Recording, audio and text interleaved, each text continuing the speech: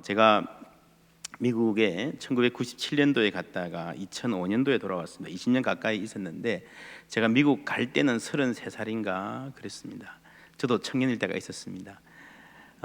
중년이 돼서 돌아왔는데요. 목회도 한 10년 하고 들어와 보니까 한국이 정말 많이 바뀌었습니다. 어제 청년들하고도 그런 이야기 했는데 마치 선교사가 제3국에 간 것처럼 20년 사이에 한국은 완전히 다른 나라가 되었습니다. 여러분 이게 계속 사니까 모르죠, 그죠? 좀 바뀌었다 싶지만 20년을 떠났다가 오면요 완전히 다른 나라입니다. 이거 뭐 좋아진 게 많을까요? 나빠진 게 많을까요?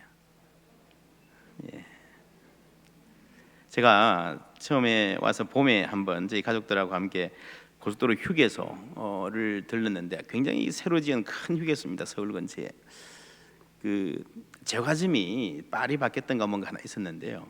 햇볕이 쫙 들어오는 아침에 제과점에 그 빵이 쫙 진열되어 있는데 정말 5만 가지 빵이 다 있더라고요.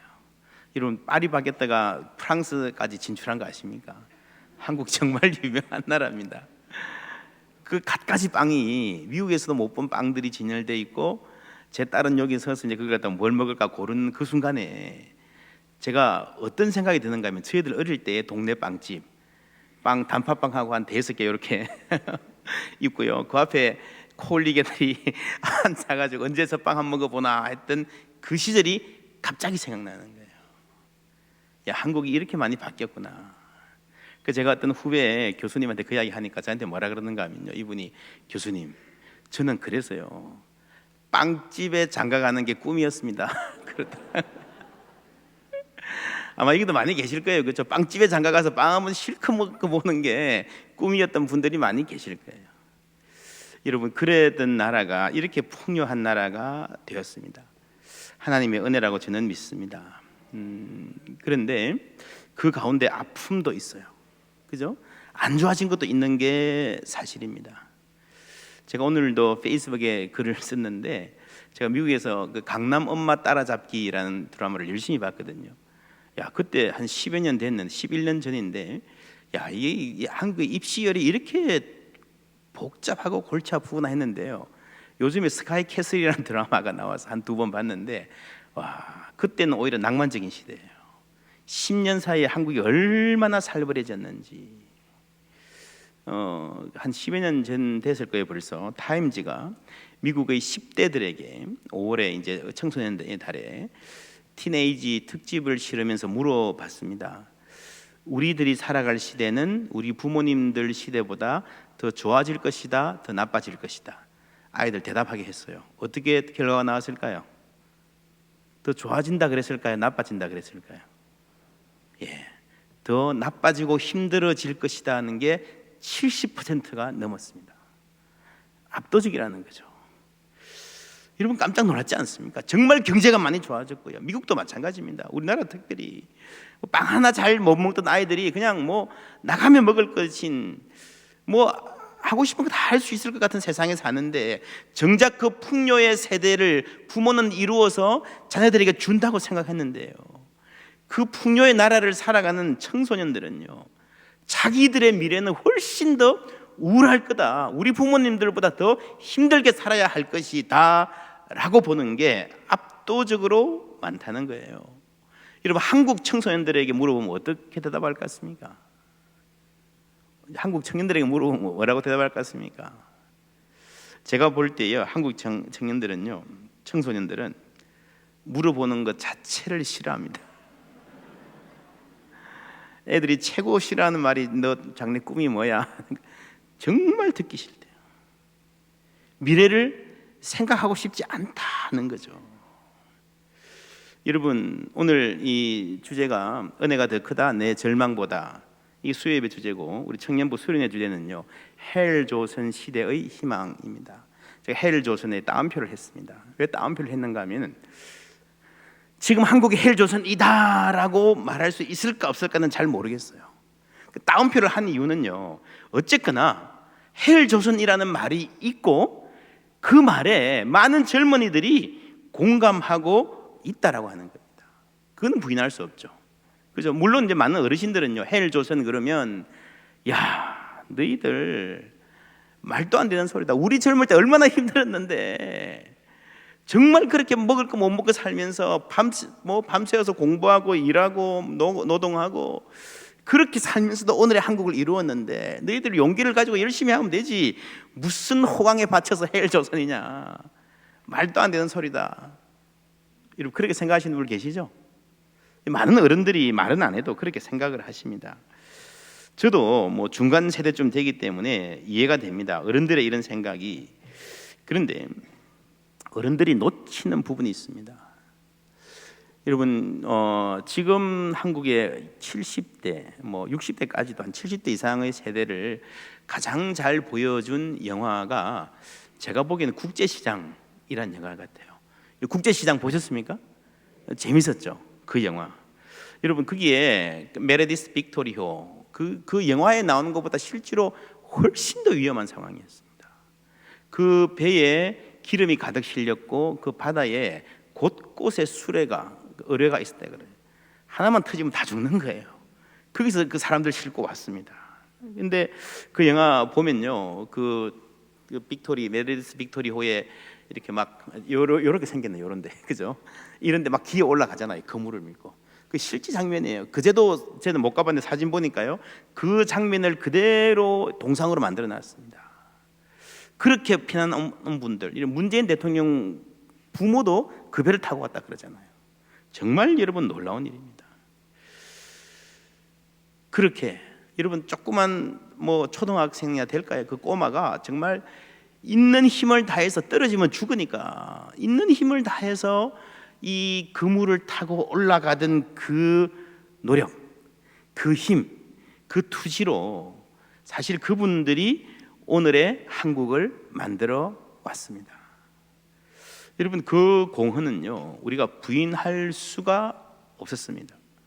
그것만 생각하면 야 정말 우리가 그 정도 노력하면 되지 않을까라고 할 수 있는데, 그런데 우리가 한 가지 놓치는 게 있습니다.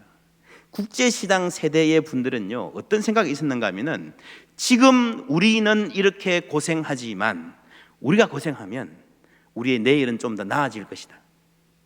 그렇죠? 내가 고생하면 내 자녀들은 혹은 내 동생들은 나와는 다른 삶을 살 수 있을 것이다 라고 하는 신념, 희망, 그것 때문에 살아온 거예요.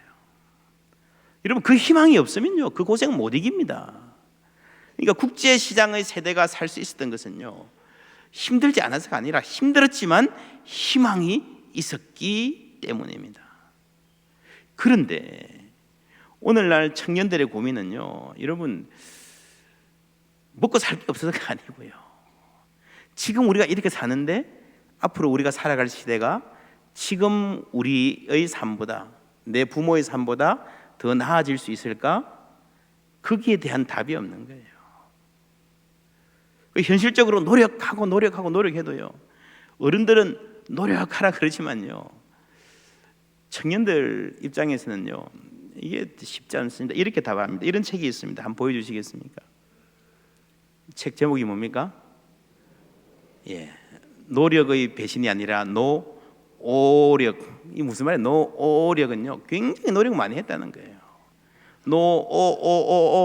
노오력이라고 쓰는 친구들도 있습니다. 예, 많이 성장해왔는데 결국엔 저 배랑으로 떨어진다라고 하는 거죠. 여러분 그래서 이런 청년들의 마음을 부모 세대가 이해해 주어야 합니다. 이해하겠다라고 한 책 중에서 여러분 그 책 아시죠? 아프니까 청춘이다. 서울대학교 소비자 심리학과인가요? 김난도 교수. 이 책이 한때 베스트셀러가 되었고요 37주 동안 최고 베스트셀러에 올라와 있습니다. 굉장히 히트를 친 거죠. 여러분 그런데 이 책이 처음에는 선풍적인 인기를 끌다가 한 1년 지나니까요 오히려 굉장히 역풍을 많이 맞았습니다. 아프니까 청춘이다. 그런데 야 당신은 뭐 서울대 교수 좀 되니까 기득권층이니까 그렇게 말할 수 있지만 계속 아프면 살겠냐? 이렇게 말하는 사람도 있고요, 아프면 환자지 청춘이냐? 뭐 이렇게 말하는 사람도 있고요. 여러분 제가 볼 때 우리가 사회 문화적으로 김남도 교수가 아프니까 청춘이다 뿐 아니라 이 사회의 일정한 힐링 열풍 나름대로 해야 될 일입니다. 좋은 일입니다. 그런데 힐링 열풍을 가만히 들여다보면요, 힐링을 받았다 생각하는데 우리를 다독여주고 공감해주는 건 좋은데 거기에 따라가다 보면요, 그 다음에 어디로 가야 될지 길이 없습니다. 그래, 우리 아픔을 알아준다, 좋아. 그 다음 어떻게 하라고? 그렇잖아요. 그러니까 여러분, 김남도 교수 같은 사람, 그 세대에 제가 있다면 청년들의 공감을 해 주었지만 공감해 주다 보니까 막다른 골목에 이르는 거예요. 그 다음에 어떻게 살아야 될지에 대한 아무런 대답이 없는 겁니다. 그래서 누가 그랬습니다. 지금 한국의 젊은이들은 희망을 말할 수 없는 최초의 세대다. 이전 세대들은 아무리 어려워도 이 전쟁이 끝나면, 여러분, 이 시기만 지나면 좀 나아질 거라는 희망을 갖고 살았는데 지금 여러분 배고프지 않습니다. 청년들 먹고 살만합니다. 그런데 희망이 없는 거예요. 희망이 가장 큰 문제입니다. 여기서 더 큰 문제는 교회입니다. 여러분, 이 사회가 사회의 미래를 이야기할 때 절망적이라 그러는데 교회는 어떤 것 같아요? 한국의 교회가 교회의 미래를 이야기할 때에 희망적이에요? 절망적이에요? 어쩌면요, 이 사회보다 교회의 지도자들, 교회의 핵심에 있는 사람들이 교회의 미래에 대해서 훨씬 더 비관적입니다. 제가 신학교에 있으면서 많은 목사님들 설교도 들어보고 만나봤기 때문에 잘 압니다. 이게 가장 큰 문제입니다. 여러분, 사회가 자신의 미래를 비관하는 것은 그렇다 치고 왜 오늘날 교회가 복음의 미래를 확신하지 못하게 되었을까요? 이게 심각한 이유는요, 여러분, 기독교 신앙은 처음부터 본질적으로 희망에 대한 겁니다. 그렇죠? 믿음, 소망, 사랑, 이 세 가지는 항상 있을 것인데 이렇게 보면 뭡니까? 최소한 3분의 1은 희망이에요. 그렇지 않습니까? 그리고요, 믿음이 뭔가? 믿음은 바라는 것들의 실상이요 보이지 않는 것들의 증거다 그랬어요. 이 말도 가만히 보면요, 바라는 것들의 실상이다. 믿음이 무슨 말입니까? 소망이 없으면 믿음이 없는 거예요. 하나님의 약속을 듣고 그 말씀을 듣고 내 마음에 소망이 생겨야 그게 믿음의 출발인 겁니다. 여러분, 소망이 없으면요 믿음도 없는 겁니다. 로마서 1장에서 4장까지 믿음을 설명하는데 1장에서 3장까지는 믿음에 대해서 꼼꼼하게 논리적으로 설명합니다. 그리고 4장에 가면요 한 예가 나옵니다. 예화.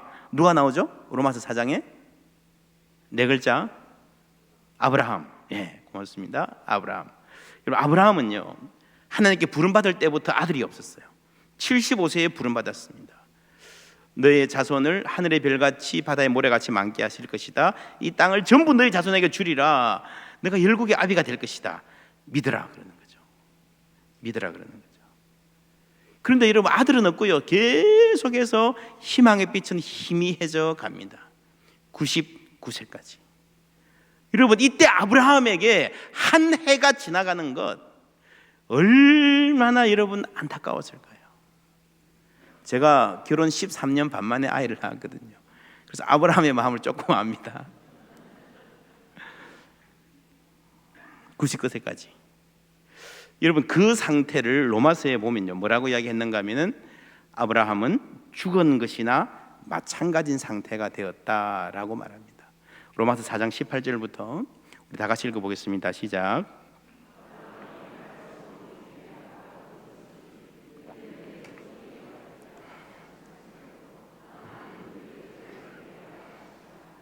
그가 백세나 되어 자기 몸이 죽은 것 같고 사라의 태가 죽은 것 같음을 알고도 믿음이 약하여지지 아니하고 믿음이 없어 하나님의 약속을 의심하지 않고 믿음으로 견고하여져서 하나님께 영광을 돌리며 약속하신 그것을 또한 능히 이루실 줄을 확신하였으니 그러므로 그것이 그에게 의로 여겨졌느니라. 아멘.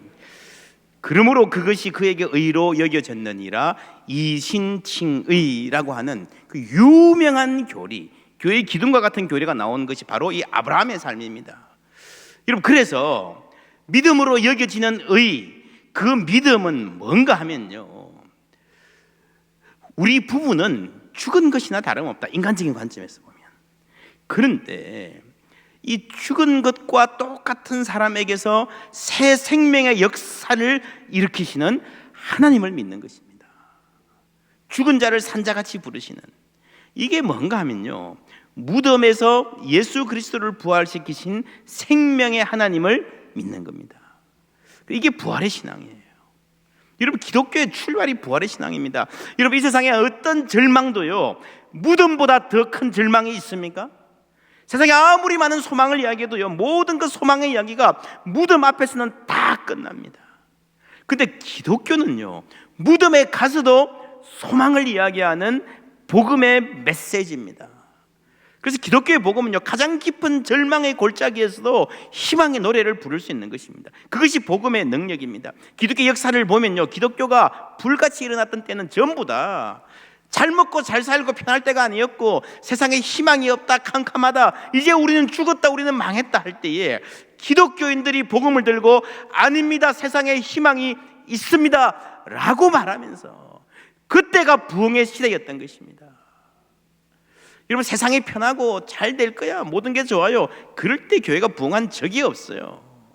언제나 교회는 미래의 전망이 어둡다 그럴 때예요, 세상에 희망이 없다 그럴 때에 복음 안에 있는 희망의 불길을 들었던 것입니다. 복음의 본질은 희망입니다. 그런데 오늘날 한국교회는 왜 희망을 말할 수 없게 되었을까요? 오늘날 한국교회는 이 복음을 가지고도 왜 희망을 말할 수 없게 되었을까요? 그것은 한국교회가 이때까지 가짜 희망을 팔아왔기 때문입니다. 다시 말합니다. 그것은 지금까지 한국교회가 가짜 희망을, 복음의 모조품을 팔아왔기 때문입니다. 오늘 말씀, 한 민족에게 닥친 비극, 한 가족의 몰락입니다. 두 아들이 전쟁터에 나가서 죽고, 그 패전의 소식을 듣고 아버지가 죽었습니다. 오늘 말씀 19절, 18절 말씀 다 같이 읽어볼게요. 18절 성경 보십시오. 4장 18절 시작. 하나님의 괴를 말할 때에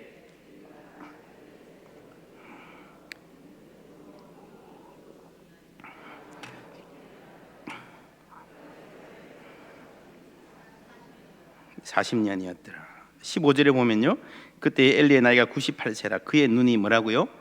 어두워서 보지 못하더라. 나이가 많고 비대한 까닭이라 라고 한 상세한 묘사가 나옵니다. 이 가장의 가족에게 아들들이 죽었다라는 소식이 닥칩니다. 하나님이 벗겨도 빼앗겼습니다. 그때 며느리가 죽습니다. 그날 뭐라고 하면서 죽습니까? 이 카봇, Where is glory? 영광이 어디 있느냐? 이제 영광이 사라졌다 하고 죽는 거예요. 이제 아무 희망이 없다, 영광이 이스라엘에서 떠났다라고 판단하고 죽는 겁니다. 여러분, 아기를 낳으면서 죽는 거는요, 정말 특이한 경우입니다. 엄마들이요, 아기를 낳으면요, 죽고 싶어도 안 죽어요. 그렇지 않습니까? 살려고 발버둥 치면서 노력해요. 그런데 아이 이름도 그렇게 절망적인 이름을 지어놓고 죽어버립니다. 이 카봇, 너 끝이야, 넌 살아봐야 희망이 없어, 그 말이잖아요. 여러분, 정말입니까? 정말 그렇습니까? 그렇지 않습니다. 여러분, 사무엘 상이라는 성경을 읽어보면요, 이 가봇이라는 아이가 계속 살아가면요, 그 시대는 이스라엘 역사 중에서 가장 빛나는 영광과 승리의 시대입니다. 사무엘이 자라서 나라를 완전히 부흥시키잖아요. 사울의 시대를 거쳐서 다윗이라고 하는 불세출의 지도자가 나라를 반듯하게 세워가는 이 영광의 이야기가 지금부터 시작되는 거예요. 그렇지 않습니까? 그게 사무엘상의 이야기예요. 여러분, 이 시대가 얼마나 글로리어스한 영광스러운 나라였던지요, 1000년 후에 예수님이 세상에 오셨을 때 예수님 보고 뭐라고 합니까? 사람들이 다윗의 자손이요, 다윗의 자손이요. 1000년 동안 기억하고 그때의 영광이 다시 돌아오기를 바랬다는 겁니다.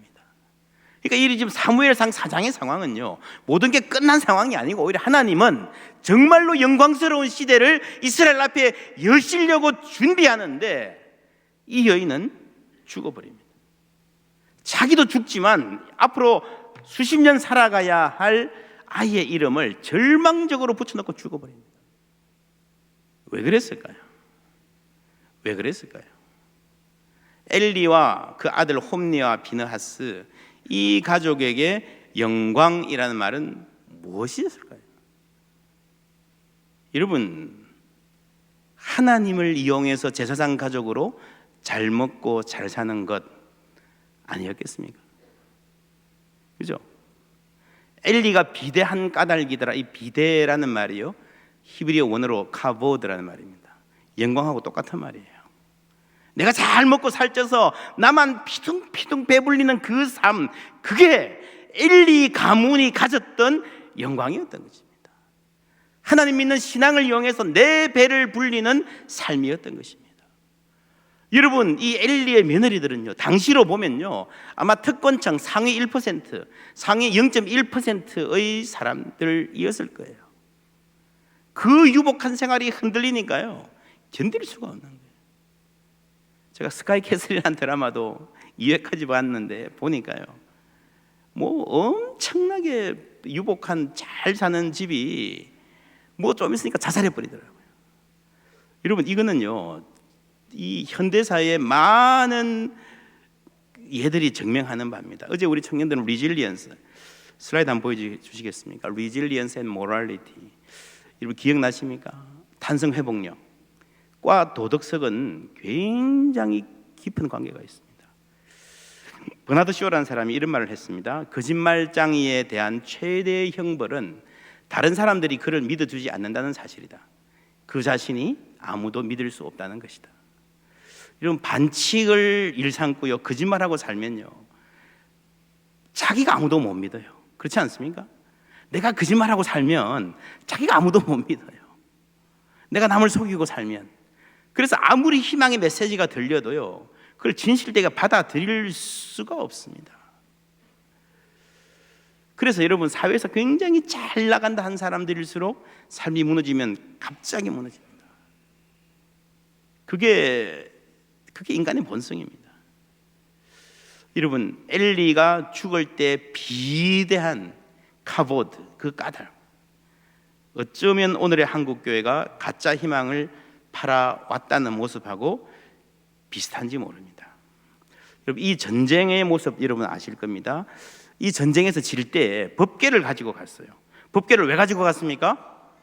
이기려고 가져갔죠. 하나님을 데리고 가가지고 이기려고 가져갔습니다. 근데 이겼습니까? 졌습니까? 졌죠. 근데 법궤를 딱 가지고 오던 순간에 이스라엘이 막 신이 났습니다. 함성을 지릅니다. 막 그 함성이 땅이 흔들릴 정도예요. 이제 우리는 이겼다라는 거예요. 법궤가 왔으니까 이겼다라는 거예요. 그 함성 소리를 듣고 블레셋 적군들이 깜짝 놀랍니다. 4장 7절 8절 함께 읽어보겠습니다. 블레셋 사람이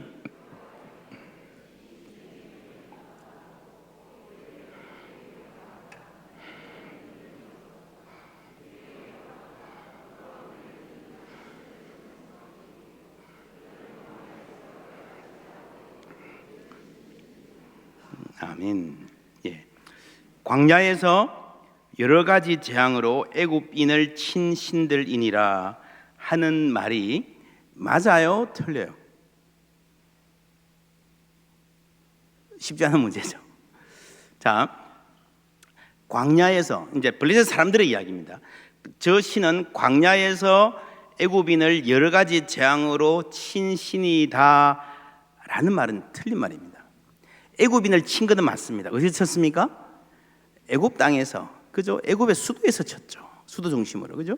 광야에 나오기 전에 이스라엘, 애굽은 전부 다 홍해에 빠져 죽었죠. 따라오던 사람들은. 광야에서 누구를 치기는 쳤습니다. 누굴 쳤습니까? 이스라엘 백성들이 범죄할 때 하나님이 누굴 쳤습니까? 이스라엘 백성들을 쳤죠. 그러니까 여러 가지 재앙으로 애굽인을 친 것도 맞고, 광야에서 누군가를 친 것도 맞는데 이게 짬뽕이 돼 있어요. 짬뽕이. 그러니까 여러분, 소문이라는 건 대부분 다 이렇게 짬뽕 되는 경우가 많습니다. 무슨 말인지 이해하시겠죠, 그죠? 이 짬뽕의 이유, 왜 이런 짬뽕이 생겼는가 하는 게 굉장히 중요합니다. 자, 애굽인을 쳤다는 소식은 잘 생각해 보세요. 소식은 들었습니다. 들었는데 이 블레셋 사람들이 생각하는 신은 어떤 신인가 하면 전부 다 부족신입니다. 부족신. 우리 부족의 신이면 우리가 전쟁에 나가면 우리를 도와주는 거예요. 그러니까 저쪽 부족에는 누가 있겠습니까? 저쪽 부족에 신이 있는 거죠. 우리 신이 세면 우리가 이기는 거고요, 저쪽 신이 세면 저쪽이 이기는 거예요. 그죠? 법궤를 들고 왔으니까 센 신이 왔다, 우리는 죽었다라고 생각하는 거예요. 그러니까 그 신을 데리고 나가면 무조건 전쟁에서 이길 것이고, 만약에 그 전쟁에서 지면 그 신이 힘이 약한 것이다 라는 생각을 갖고 있는 거예요, 블레셋 사람들은. 그렇죠?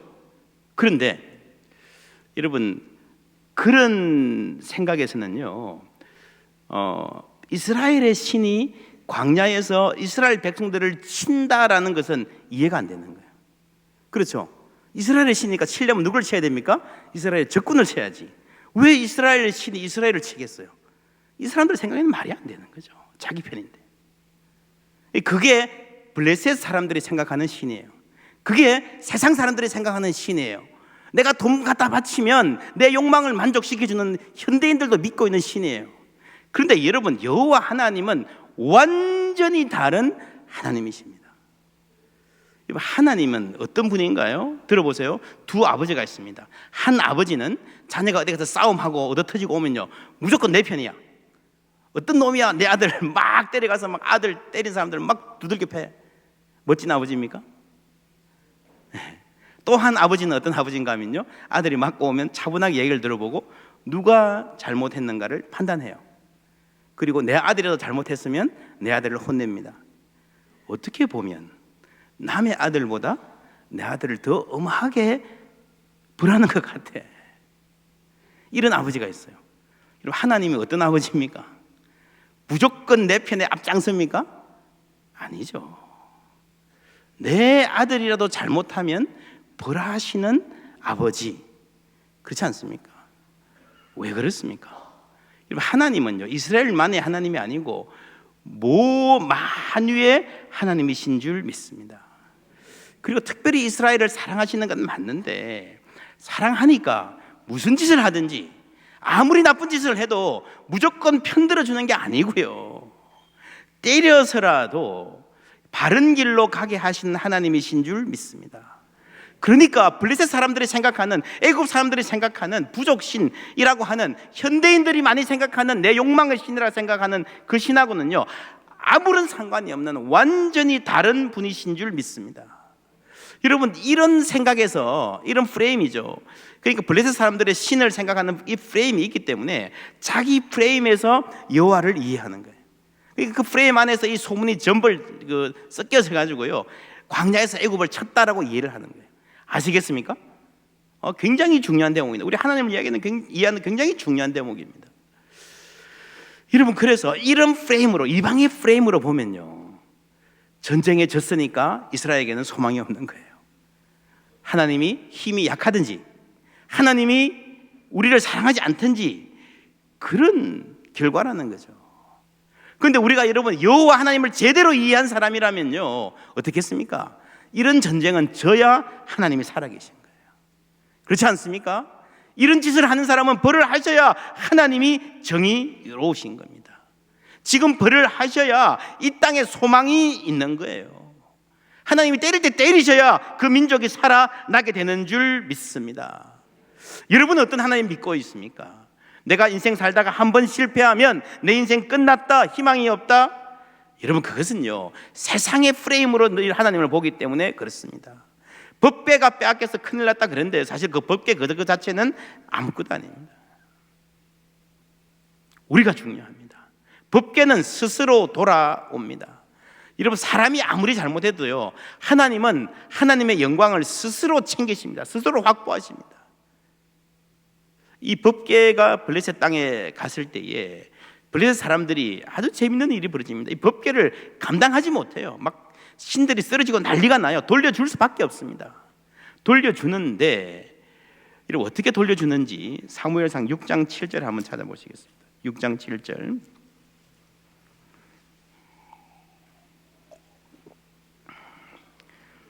(7절부터) 7절 제가 읽어볼게요. 그러므로 새 수대를 하나 만들고 멍에를 메어 보지 아니한 젖 나는 소 2마리를 끌어다가 소의 수레를 메우고 그 송아지는 들은 떼어 집으로 보내고, 해서 이런 무슨 말인지 아시겠죠? 이제 수레해서 보내는데 9절 보고 있다가 만일 괴가 그 본 지역 길로 올라가서 벳세메스로 가면 이 큰 재앙은 그가 우리에게 내린 것이요 라고 내기를 합니다. 그래서 어떤 결과가 일어나는지 12절 말씀 다 같이 읽습니다. 시작. 암소가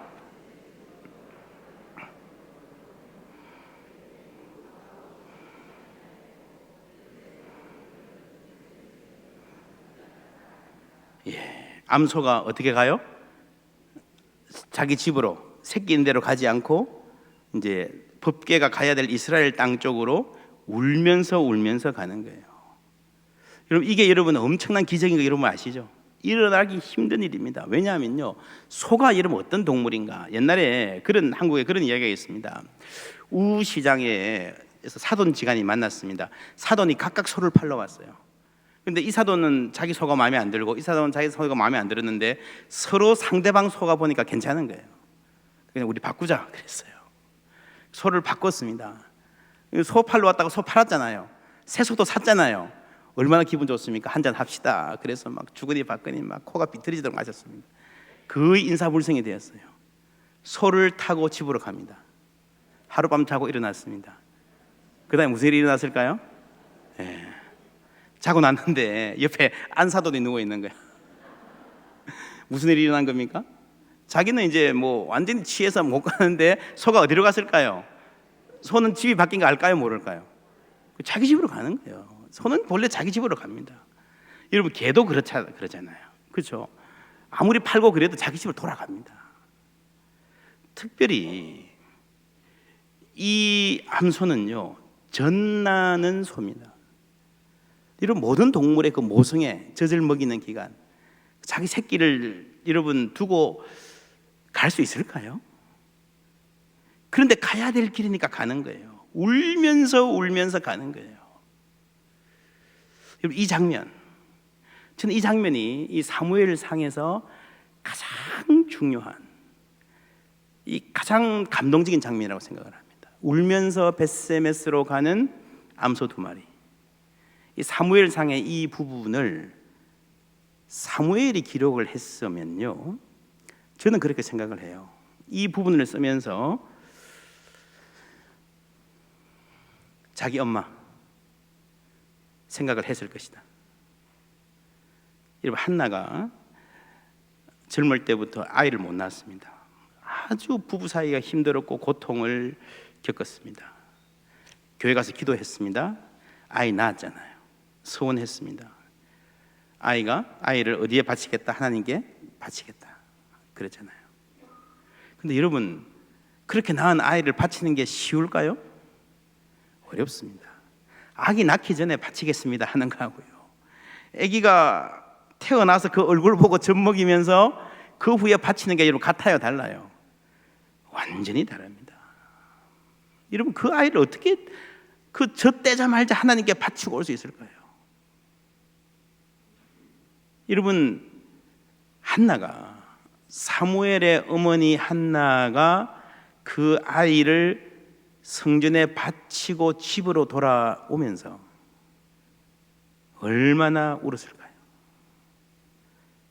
여러분 그래서 이 벳세메스로 가는 이 암소가 우는 이야기는 사무엘이 은연중에 자기 어머니에 대한 추억, 자기 어머니의 신앙에 대한 고백을 담았다고 저는 생각을 합니다.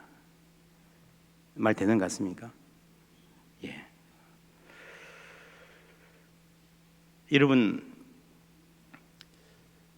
아이를 바치는 한나, 이 아이 한 명 때문에 이 나라가 완전히 새로워지는 계기를 맞습니다.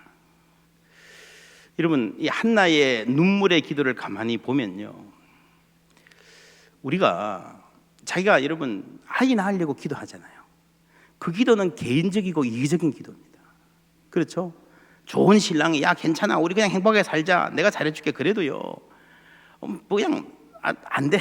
난 아이 낳아야 되겠어. 저 번인 나 저 꼴배기 싫은 거 코를 눌러야 되겠어. 굉장히 어떻게 보면 이기적인 기도예요. 여러분, 기도의 출발은 이기적입니다. 우리 다 그렇습니다. 여러분, 사람들이 교회에 처음 나올 때에 왜 나온다고 생각하세요? 하나님의 나라와 의를 위해서, 그리스도를 믿고 십자가를 지기 위해서 교회에 나오는 사람 있을까요? 없을까요? 제가 보기에는 한 사람도 없습니다. 전부 다 어떻게 내 마음이 그러니까, 내가 외로우니까, 뭔가 있을 것 같으니까 오는 거예요. 제가 아는 어떤 분은요, 이렇게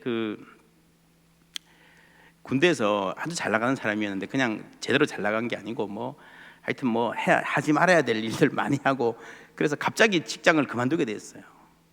그래서 먹고 살 게 없어서 짜장면 집을 했어요. 잘 안 되는 거야. 근데 그 앞에 교회가 있었어요. 저기 나가면 짜장면 좀 더 팔래나. 그러고 교회 왔어요. 그렇게 시작했습니다. 그런데 짜장면 몇 그릇 팔고 인생 전체를 하나님께 바치는 분이 되었습니다. 장로님이 되셨어요. 여러분, 신앙이라는 게 본래 그렇습니다. 한나가 아주 개인적인 욕구로 기도를 시작합니다. 근데 기도를 하다 보면요, 하나님을 만나고 하나님을 알게 됩니다.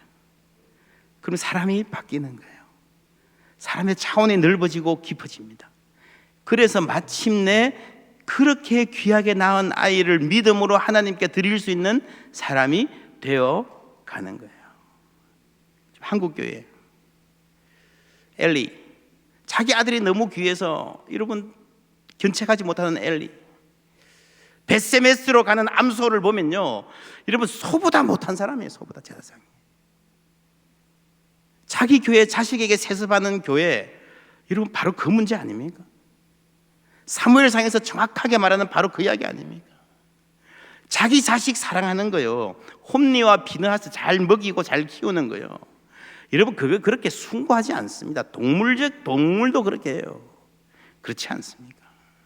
자기 자식 사랑하는 게 뭐 잘났습니까? 그게 인간인데, 여러분, 적어도 하나님의 사람에게는 그것을 넘어서는 차원에 있어야 되는 겁니다.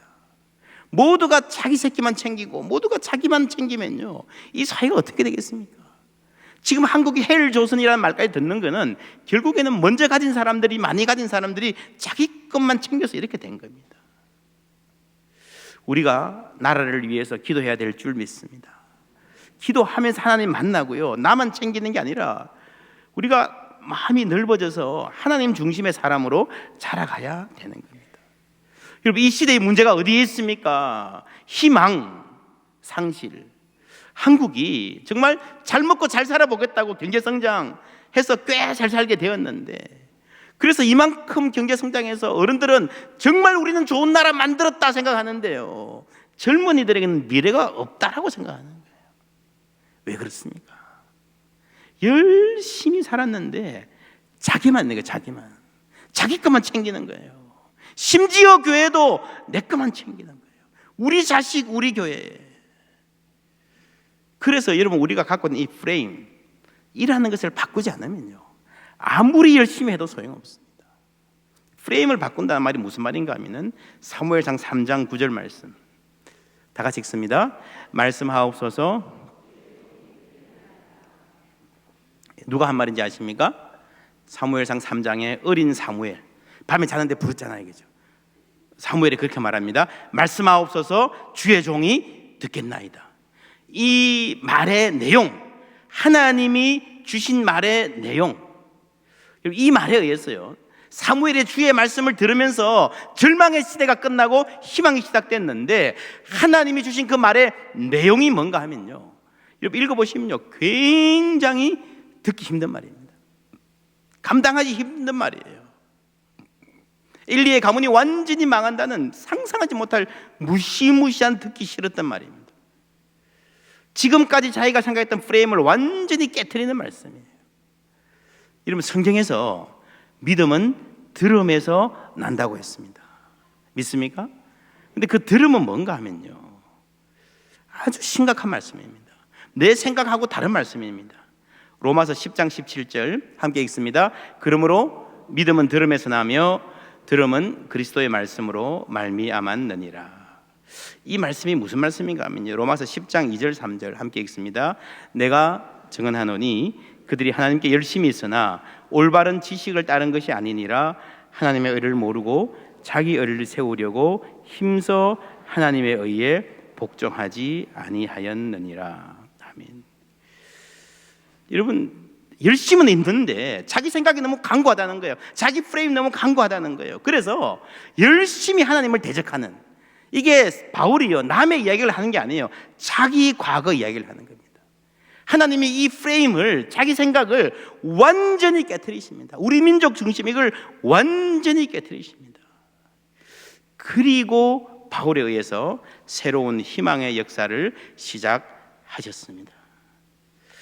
여러분, 그래서 말씀을 듣는다는 것은요, 저도 많은 교회 다녀보면서 설교해보면요, 대부분 그렇습니다. 목사님 은혜 받았습니다. 8, 90%는 지금 내가 생각하는 것을 합리화해주면 은혜 받았다 그러는 거예요. 맞아요. 우리 남편 나쁜 놈이죠. 그렇지 않습니까, 여러분? 그냥 아주 어제 우리 청년들이 이야기했죠. 피상적인 위로. 여러분, 그렇지 않습니다. 하나님의 말씀은 우리의 모든 가치관을 깨트리면서 하나님 중심의 가치관으로 다시 세우시는 겁니다. 저는 우리 포항제일교회가 이 말씀의 사역을 해나가기를 간절히 원합니다. 특별히 우리 청년들이 말씀의 사람 되기를 바랍니다. 이 말씀 안에서 여러분 앞으로 살아갈 시대는요, 실제로 힘든 시대가 될 것입니다. 적어도 한 명이 어제 이야기했죠. 일생에 대여섯 번은 직종을 바꿔야, 직종 자체를 바꿔야 살 수 있는 굉장히 불안정한 시대가 될 것입니다. 그럴수록 우리에게 말씀의 뿌리, 변하지 않는 기준, 내 인생의 방향을 찾아가는 내적인 나침반이 있어야 될 줄 믿습니다. 그래서 여러분, 이게 젊은 시절에 말씀으로 훈련받는 것이 소중한 것입니다. 마지막 말씀드립니다. 사무엘상 33장 2절 3절 우리 다 같이 읽어볼게요. 시작. 엘리의 눈이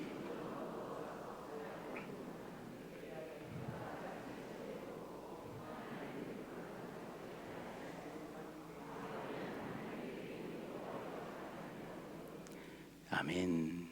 예, 하나님의 등불은 뭐라고요? 아직 꺼지지 아니하였고. 이 말이 무슨 말 같습니까? 하나님의 등불은 아직 꺼지지 아니하였고. 단지 시간이 아직 초저녁이어서 소등을 안 했다, 그 말일까요? 물론 일차적으로 그 말입니다.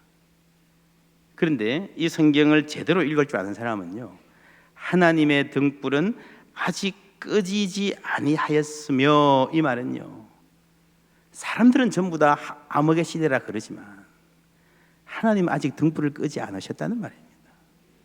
그렇죠? 엘리의 눈이 점점 어두워 가서 잘 보지 못하는 그때에도 마찬가지입니다. 엘리 선생님 안과 가셔야 되겠군요. 그 말 같지만 사실은요, 정말 보아야 할 것을 보지 못했다는 거죠. 여러분, 우리 청년들에게 이런 눈을 하나님이 열어주시기를 바랍니다. 사람들은 전부 다 이미 끝났다, 그렇게 발버둥 쳐봐야 이 세상 소망이 없다라고 말하지만 하나님 오늘 우리 마음에 들려주시기를 바랍니다. 여호와의 등불은 아직 꺼지지 아니하였으며 한국교회에 소망이 있음을 저는 믿습니다. 우리 청년들의 미래에 소망이 있음을 우리는 믿습니다. 세상의 절망이 아무리 커도 하나님의 은혜가 더 큽니다. 여러분, 말씀의 사람 되십시오. 동영상 준비되었습니까? 은혜가 더 크다 동영상 같이 한번 보시겠습니다.